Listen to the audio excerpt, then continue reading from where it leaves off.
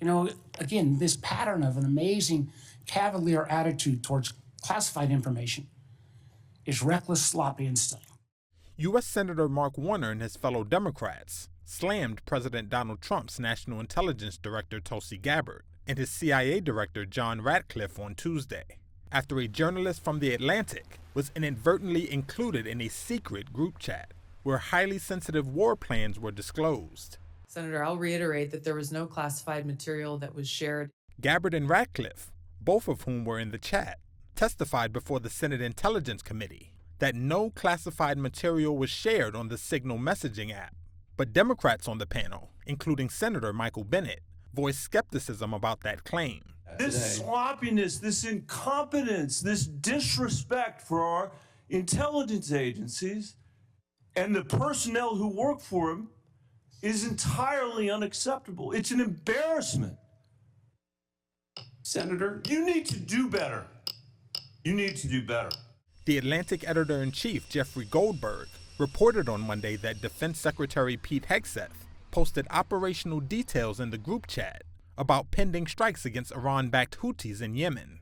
That triggered outrage and disbelief among national security experts and prompted Democrats and even some of Trump's fellow Republicans, including Senate Majority Leader John Thune, to call for an investigation. Democratic Senator Ron Wyden called on Hegseth and Trump's national security advisor Michael Waltz to resign. Obviously reckless, obviously dangerous, both the mishandling of classified information and the deliberate destruction of federal records are potential crimes that ought to be investigated immediately.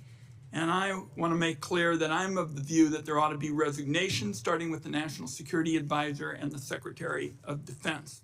Later, in a meeting at the White House, Trump defended Waltz, who had mistakenly added the journalist to the Signal discussion. He's a very good man, and he will continue to do a good job. Waltz, who was at the same meeting, said an investigation was underway into how Goldberg was invited to join the group chat. We are looking into and reviewing how the heck he got into this room. Trump also said there was no classified information disclosed in the group chat. It wasn't classified information. But he didn't elaborate further. Mr. President, who told you that information was not classified? Another question. Which of your national... A former U.S. official told Reuters that operational details for military actions are typically classified and known to only a few people at the Pentagon. Classified and sensitive information is also not supposed to be shared on commercial mobile phone apps.